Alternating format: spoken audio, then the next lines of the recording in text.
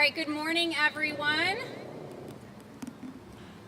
Thank you so much for joining us. My name is Mary Rohde. I'm the VP of Marketing Communications for On Broadway, and we're excited and happy to have you all join us here today for this wonderful press conference to truly announce publicly that On Broadway has been selected as one of 6 programs nationally to be accepted into the inaugural Unlocking Capital on Main Street program. This program is funded by the Robert Wood Johnson Foundation and supported by Repurpose Capital. So you'll be hearing from a few folks in a little bit here. First off, though, I do want to recognize some elected officials that are with us today. John Foss is here with Senator Ron Johnson's office, and also Alder Hinkfist with the Redevelopment Authority here in the city of Green Bay, and certainly Mayor Eric Enrick as well, who you'll hear from in a little bit. But first off, we're going to have Matt Wagner, PhD. He is the Chief Innovation Officer with Main Street America. On Broadway is a very proud Main Street program, so we're thrilled to have Matt here with us today. He is responsible for leading the innovation team at Main Street America. He's focused on internal and external research, new business support, and piloting, testing, and launching new ideas, tools, and technologies. Please join me in welcoming Matt Wagner.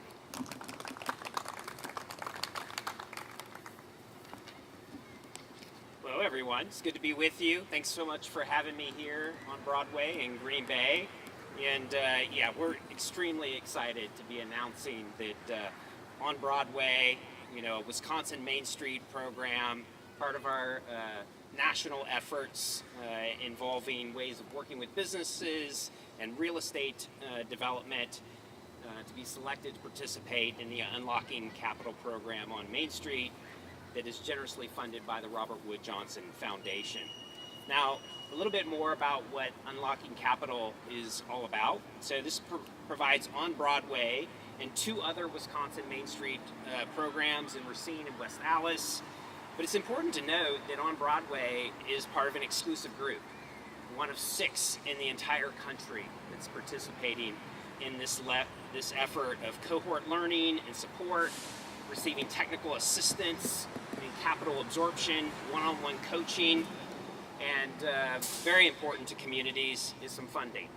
So we'll be providing $70,000 in grant and access to a pool of $500,000 in redevelopment to help spur what they're going to be going through as part of this particular process as they develop their priority projects in alignment with the community.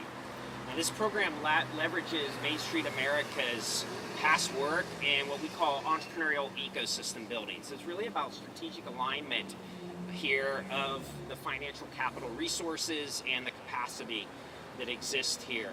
And we're proud to be partnering with the Center for Community Investment to really implement and align our 4-point approach framework with their capital absorption framework.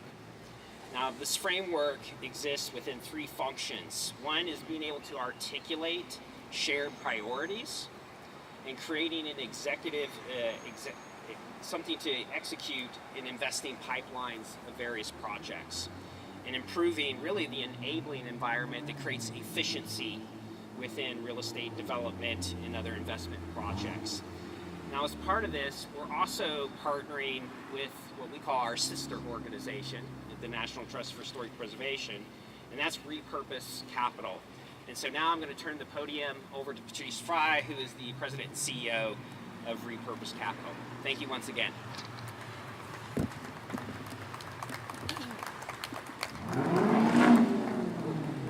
Hi everyone, good afternoon, and thank you for the opportunity to be here on this absolutely gorgeous day. I am Patrice Fry, President and CEO of Repurpose Capital, and I'll tell you a little bit about who we are and what we do. Repurpose Capital exists specifically to support smaller scale projects that we see a need. We see a need for capital on Main Street.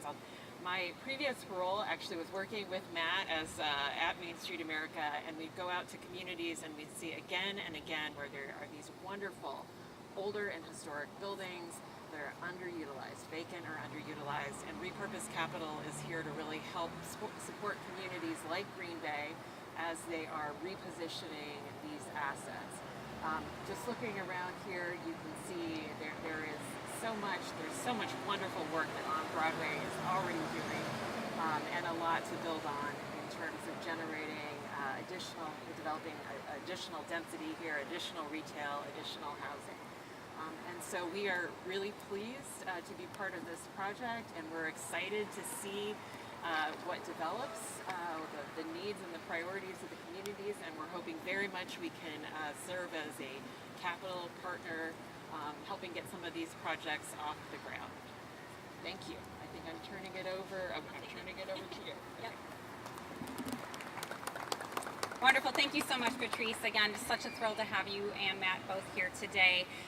Next up on our speakers list is President and CEO of On Broadway, Brian Johnson.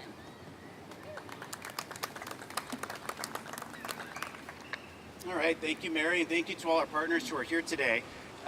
We're here for a few reasons, and I'm going to talk a little bit about why we're here on this site in particular, but we're really here to address the challenges and the difficulties sometimes that comes with the state of small-scale development. Many of you have probably heard the term the missing middle housing crisis. It's a real thing, and it's how do you build small-scale housing that helps serve our community in particular places, right? So it's not your single-family home or your duplex, and it's not your 100-unit apartment building, but think about your 4-unit, your 8-unit, your 16-unit. The same conditions that created that environment are no different than what we see within commercial real estate development. And it continues to inhibit our ability to put up small buildings in downtowns, which are critically important. And oftentimes, communities are faced with this concept or this dilemma of you have house flippers in your community that have an incredible skill set, an area of expertise. They do the work, they get in there and find the right projects. And then you have large-scale real estate developers who come in and do a project like the Fort at the Rail Yard, another incredible project, but requires a skill set and a level of expertise that your house flipper oftentimes doesn't have. So we need to bridge that gap and help find a way to make sure that we can do these small-scale or even medium-sized development projects here in our commercial corridors. We're here to really offer an alternative to what has become the overbuilt suburban mall. And when you think back to the mall that existed here in downtown Green Bay, I want to remind folks that Grigbey Plan resulted in the destruction of 107 buildings downtown to build that mall. And then that mall eventually came down, and then you were left with these vacant sites. Fortunately, Schreiber Foods stepped in and did an incredible job with reusing that property. But what we're trying to do is offer that alternative that can provide space for our small-scale manufacturers, for our artisans, for our small businesses, that not only give them a space to thrive, but create a downtown that we can all be proud of. Unfortunately, the tool bucket to be able to do a lot of these things is pretty bare. In the state of Wisconsin, when it comes to development, TIF tends to be one of your primary incentive tools, but beyond that, there's very little to lean in on. And we're trying to correct that. So we're grateful to National Main Street for having the vision to be able to say, hey, if we approach the Robert Wood Johnson Foundation and pitch them this idea, can we make this work in our small downtowns throughout the country? National Main Street we've been a partner for as long as I can remember. We are a proud recipient of their national award, an honor that you can only receive one time, and that was many years ago. But it's a big deal to have them here. It really is, guys. They can't visit every downtown. How many members do you have, Matt? Thousands, right? All right, well, we're going to say thousands, okay? Thousands that want to be members, but communities, yes. But it is a big organization that represents communities our size. Patrice is the former CEO of that organization, has spun off the sister program, Repurpose Capital, recognizing a trend when working with these small to medium-sized downtowns and trying to deliver a solution, which is what this grant is really meant to do. And of course, to have the Robert Wood Johnson Foundation invest here in Green Bay is an incredible honor, and we're excited to put their money to good use. As Mary alluded to, we are one of 6 programs in the nation that have been accepted into this pilot program, and it's because Green Bay is doing really great things, and we are poised to make sure that that investment is maximized. Over the past 10 years, the assessable value in the Broadway district and I looked this up this morning, so these are facts. You guys can report these. 43.3 million was the total assessable value in the Broadway district 10 years ago. Today, it is 101.5 million, which represents a growth of 58.2 million. And that growth was achieved really by doing events and working directly with small businesses, but it wasn't a concerted effort, right, to really bring in real estate development.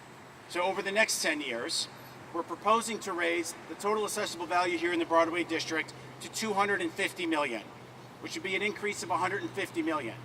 The point of that is to say if we grew it by 58.2 million without any tools, with the tools we're going to develop through this program, we are committed to doubling down and accelerating that growth here in the district. And for those who care about the math side of this stuff and follow it, you may understand and know that total construction costs oftentimes, almost always I should say, outpaces assessable value. So we have calculated that based on 150 million growth in assessable value, that would equate to $250 million of construction costs in the next 10 years.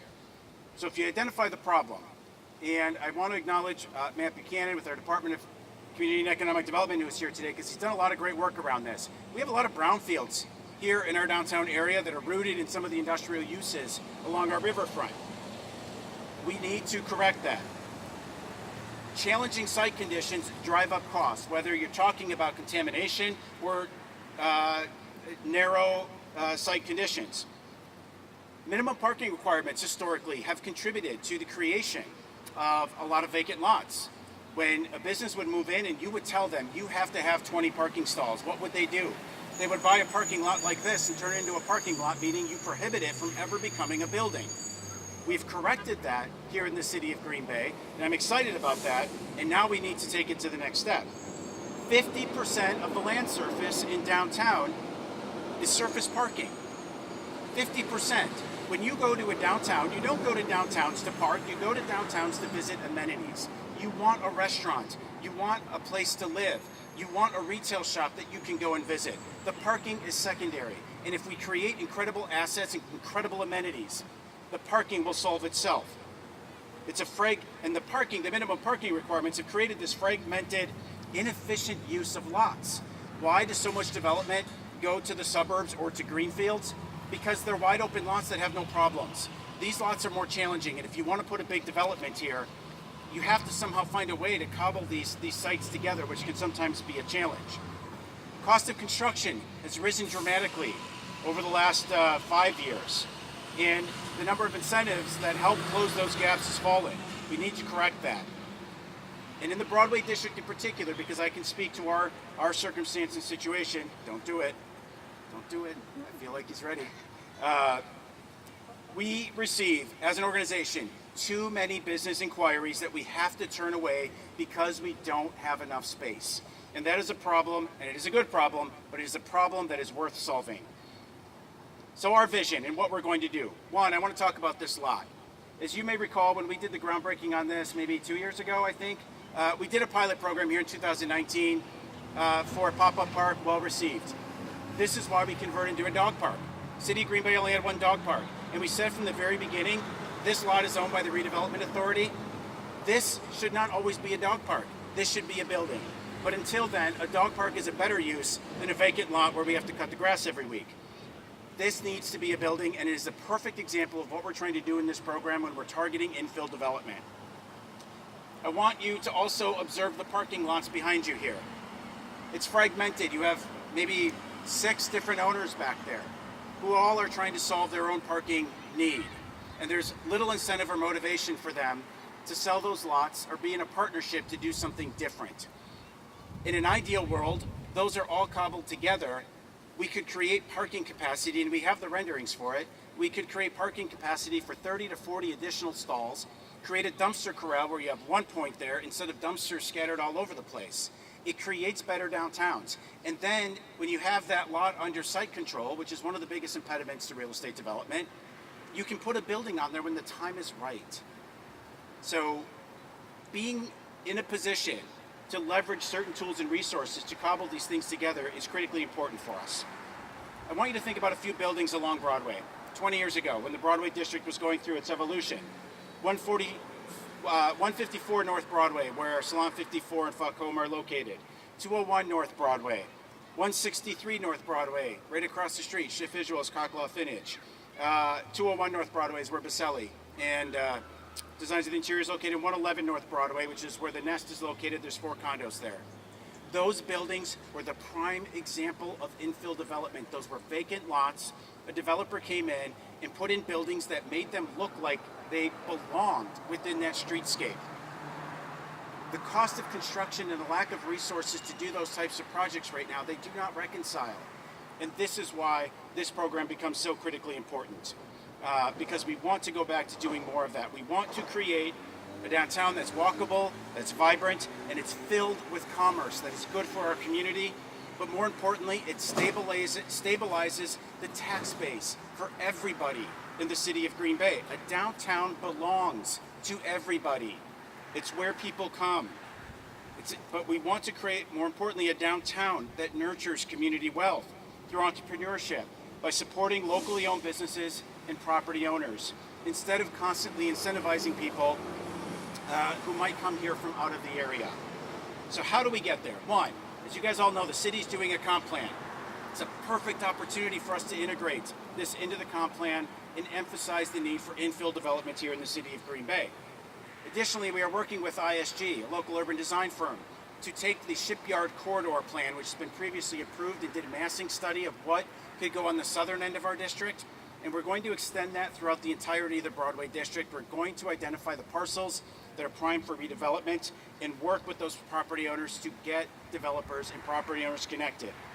We're going to create a resource hub for not only our property owners, but for our business owners, because they need to succeed within those spaces as well.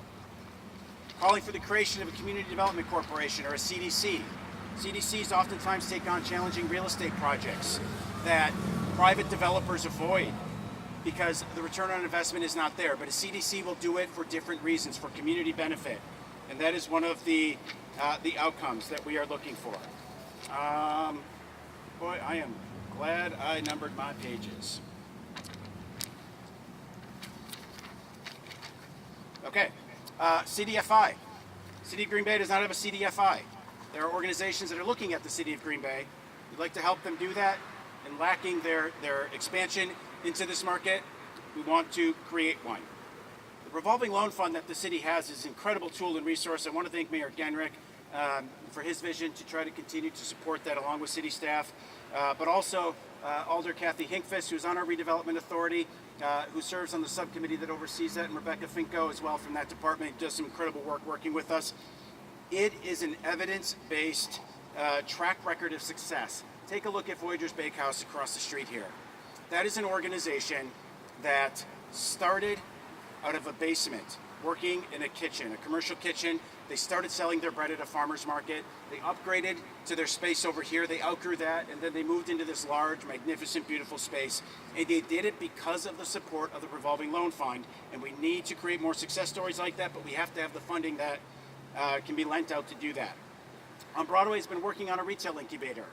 This is meant to identify those folks who aren't ready for permanent storefronts, but are ready to start to test that model through a network of shared support and services, so that they go through a 12 or an 18-month program, they come out with a certificate, and they've been taught and learned everything, what it takes to be a successful retail operator. Retail businesses downtown are what make healthy and successful downtowns, so we need to double down on that. And when we can bring in those folks, we'll stabilize the rent rates. There is a huge gap and difference between buildings that exist, like the 107 that sadly were torn down, and what they pay for rent per square foot, and what a developer needs to charge for a brand new space. You might pay $10 to $12 a square foot for an existing space, and upwards of $30 a square foot or more to build out a space in a brand new building. So we have to find a way to essentially subsidize or bring that number down so that we can promote what's called oftentimes economies of agglomeration, where you bring similar types of businesses together and they create a destination, a place where people want to go and spend their time and their money.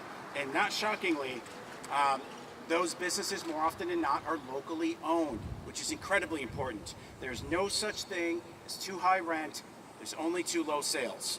And so if we can continue to build that density it will continue to attract more and more people to the downtown corridor to help support those businesses. And that is money that is recycled and returned back into our community many times over. And then we're also going to build a business retention plan in partnership with a number of folks, which is already in progress this week. I want to acknowledge Linda Bova, our board president, who is here, who's really spearheaded this. We are visiting with every business and understanding what are your needs and how do we fill them. And that is going to help create us a foundation of standards by which we can measure future success. And I really want to lean into this last one, which is what's called impact investing. And that is what Patrice's organization is really looking to do, and to secure additional funding to deploy capital nationwide. Because it deploys capital for a different reason. A bank will oftentimes lend money to a project because they need a rate of return for their shareholders. Impact investing creates a pool of local capital for social and environmental benefits. We see examples of that already here in the city of Green Bay. What's notable about this is when you are a philanthropist and you give to your community, you receive a 0% return. You do good, but you don't get repaid. So you might have $1 million and you donate it to a project, but you don't get that back, okay?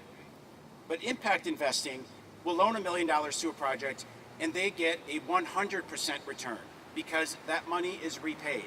And then that money is recycled into the next project. Now, sometimes they might have a marginal gain through a rate concession, right? So they still might put maybe a 5% rate on it when a typical bank might charge 8%, for example. But it's access to affordable capital, but more importantly, it comes in at the end of the capital stack to close a project and get it done, which is oftentimes the most challenging piece to achieve. Community wealth here in our community is oftentimes invested outside of the city of Green Bay. There's different reasons for that, and there's no judgment on that. But what we want to do is create a pipeline where philanthropy stays here and that investment stays here, and it can be done in a way where those folks who are investing outside of our area can still receive a low-risk return on investment, but more importantly, keep that money local and help these projects get off the ground. It's about creating a local ecosystem while supporting our local investors, which is more sustainable for the long-term health and success of our community. Okay, quick example. Parking lots again back here, because it creates a visual for you. As I mentioned, the private sector has little motivation to do that. Impact investing can come in and provide the resources that help purchase those lots and bring them together. You solve the problem of parking for those businesses within that plan. You put in parking meters or a payment stand that allows people to pay for parking, and the revenue generated from that repays the impact investing that was put into that project. The city cannot and should not be the one and only solution to pulling these things together. And that is what impact investing is about. Now, can the city do that? Sure, right? But then it means they can't do something else. And that's what we're trying to do, is leverage private investment to complement public investment to make our community better. We talk about economic impact. Oftentimes we talk about it in the context of events, and I know Mary does a great job with that. But it's calculated through direct spending at our events, which in turn creates indirect spending and induced spending. Money is recycled, and oftentimes the economic impact is created based on a multiplier of how many times that money is recycled in our community when it's respent. And it, of course, in turn helps more of our community. The same principle applies to impact investing.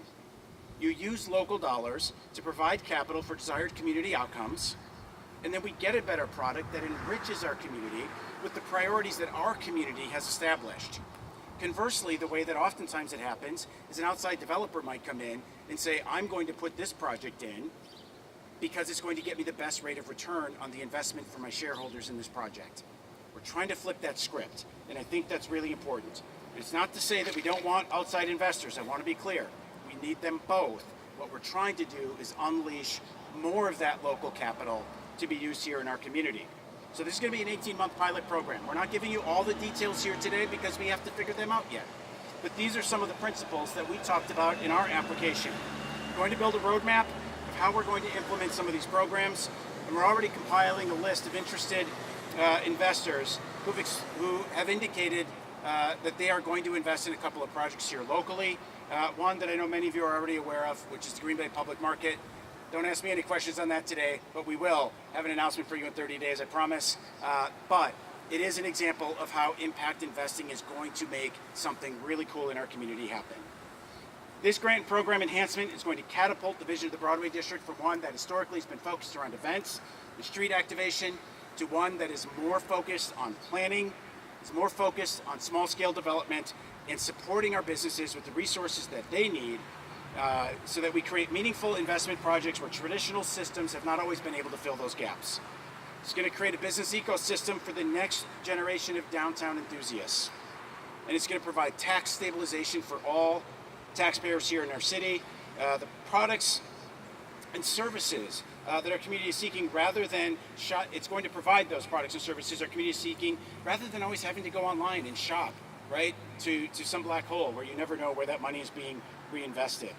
So I'm going to wrap up here again by thanking our partners for having the vision and foresight to pull this together. I want to thank the On Broadway team and our local Unlocking Capital team, some who are here today because this is really an exciting project, but it's going to be one that is going to take an incredible amount of effort for our team to fulfill. And so thank you in advance for that commitment, including our board of directors and our committees and volunteers, as well as our many businesses who exist here. This is one of the reasons we were selected for this project, is because our organization is surrounded by incredible people, from our board of directors to our capital campaign cabinets to our elected officials. So with that, we're going to turn it over to Mayor Eric Genrich, who has been an incredible ally of on Broadway and the Broadway District, and his vision is absolutely in alignment with the number of things that we are looking to achieve here. And Mayor Genrich, we thank you for your support, and we'll let you put a bow on this.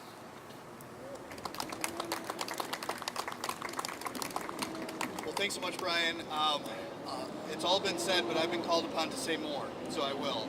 But honestly, just really want to celebrate the work that On Broadway has done to bring us to this point, to celebrate the partnership demonstrated between On Broadway, National Main Street, Repurpose Capital, and Robert Wood Johnson. This is another great day for the city of Green Bay. We've been in partnership with On Broadway, obviously far predating my tenure as mayor, going back 30 plus years at this point.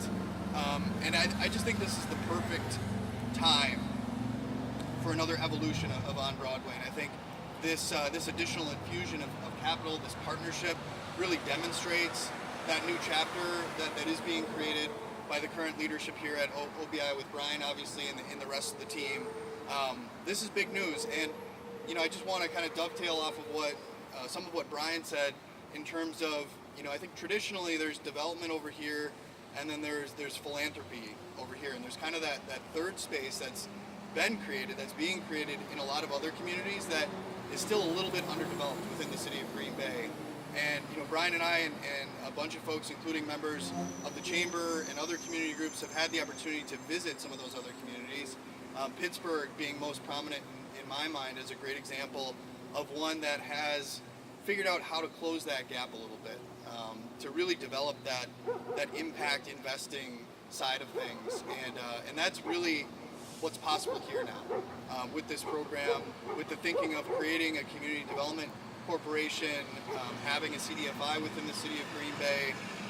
That just unleashes so many more possibilities, because as Brian was saying, the city is doing everything literally on a daily basis to do what we can to advance development within the community.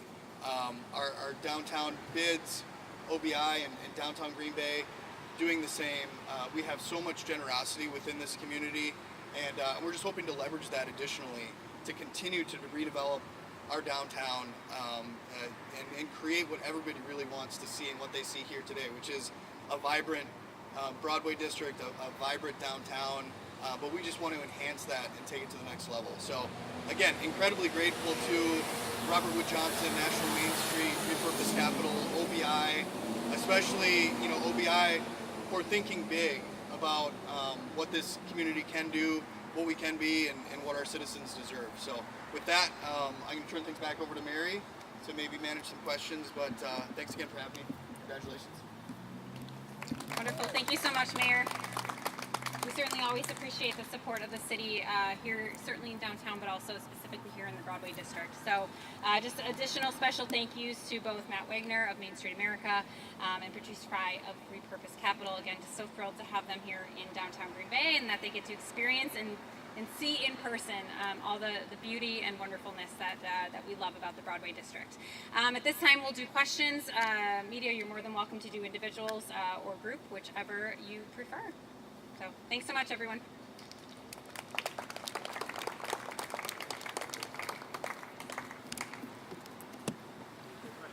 Yeah. Sweet. You want to do them at the podium? That's fine. Sure. Let me do this. Go ahead, Emily. Hold on, let everyone get to make sure. Everyone. Teresa, do you have questions for Patricia Mann? Probably, but let's start with you and then I guess. Yeah, Patricia Mann, if you guys just want to come back here and then, yeah. Mayor, I don't know if you... Yeah, you as well. Brian, you used a lot of big words. Yeah, I know. This is the hard part, is how do you guys consolidate this? Yeah, exactly. Yeah. So I guess the funding that's coming in over the next 18 months, I mean, we're not going to see structures. It's more planning, if I'm sort of understanding you Some of the correctly. planning's already underway, yeah. So it's to lead the structures, right? So there are active projects that we are working with developers on, and then it'll become a matter of whether or not some of this impact investing or other sources that we can pull to the table can help close those capital stacks. So are you working, I mean, this funding is coming to On Broadway, and then are you dispersing it to businesses? Do the businesses have to come to you? How does that work? So the initial wave of funding is really coming to On Broadway to help the technical support that's required, to build the framework to bring all of this in. And then from there, we will have access to that $500,000 pool of funding that Matt alluded to, but our objective is to go out and secure more locally, right? That's the whole point. Millions, quite frankly. That's the goal. And we've got a jump start on that already with about $1 million that we have verbally committed to invest in projects. And so it's our goal is to continue to accelerate that, because that money gets repaid. Right? It's not a grant, so it gets repaid and then can be recycled and reinvested. Think of it like Kiva, if you're familiar with that platform. That's more micro lending. People can give $50, $100, goes to a business, gets repaid, right? Kiva's the platform that cycles all that. We need to obviously find bigger dollar numbers in order to get buildings in the ground. But those buildings provide solutions. It creates the retail occupancy that businesses are looking for. It creates housing solutions that our community desperately needs. And more importantly, it does create a return for investors here in our community. We just have to be able to tee up the projects that they want to invest in. Is what iron is in the fire first? Because it's, it sounds like there's a lot of, you're talking parking, you're talking retail, you're talking, I mean. It's a 10-year plan. Okay. So here's what I'll tell you. I'll give you this again. I don't want to get into all the details around the public market because that'll be a separate. The first iron in the fire is the public market. And the impact investing that is occurring on that project will close the capital the gap that exists in that capital stack, to get us in a really good position. So that's what I would say is the first project. But this is overall $70,000 to develop a on-Broadway business development and expansion plan? So the funding is about putting together the plan, Jeff, to secure the additional resources to, again, this is a 10-year plan, right? 10-year objective. So this is authenticity for the Broadway. It will complement authenticity. In fact, the shipyard corridor plan that's been developed, it'll be an extension of that. That authenticity doesn't go into that level of detail. You know what I'm saying? I do. This is a strategic plan for developing, expanding, and creating support systems to further develop downtown Green Bay. Correct, but it's access to the other partners that have the capital available to invest in projects. But they're not going to come and just say, here's a few $1 million, go spend it. You have to have the ramp, if you will, to build the plan, to build the project that they can invest in. And those are the partners that are at the table. Now we're working to build the plan that they will invest in. Yep.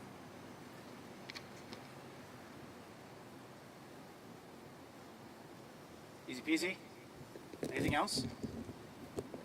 Again, the mayor alluded to it. To have the Robert Wood Johnson Foundation make 2 investments in the city of Green Bay in the last year, they are the gold standard when it comes to philanthropy in our nation. And so this is a big honor for the city of Green Bay. And they see something here in our community that's worth investing in. And that's what we're really excited about. So overall, not including just like Broadway, do you have like any other goals like with the funding? And I know you mentioned that it was going to be a 10-year funding thing. Overall, just other than Broadway, are you planning on growing other than New Broadway, whether it's just like Alloway or a Schwabnon to Pier? Like, are you planning on maybe growing funding to any other smaller cities? Yep. So I'm going to give you a two-part answer to that. One is this will easily be replicated on the west side of Green Bay, the east side, and we, with the downtown district. Obviously, the city of Green Bay and our organizations are centered here. We're going to be focused on Green Bay, but the second part of that answer is nationally, we're a pilot program. This is meant to be something that can be recreated and replicated through cities across the country, because every city out there has money that's sitting on the sidelines that can be invested in projects like this. So today was really about, and I appreciate the question you're asking, Jeff. So today was really about the announcement that this grant is coming to Green Bay. That 18-month, window where we are working on the project plan. We're going to have multiple updates throughout the process here, including specific projects that we're already in conversations with. That we'll be able to announce when those things are ready, including how funding has been invested in those to make those possible.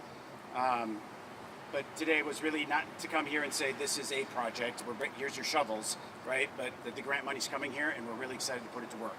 Yeah, and overall with the grant money too, I know you were discussing earlier, whether it's parking, downtown areas, local businesses, with other fundings and grants, depending on how much you guys have for Broadway for right now, and other future projects for the west or east of the region. Yep.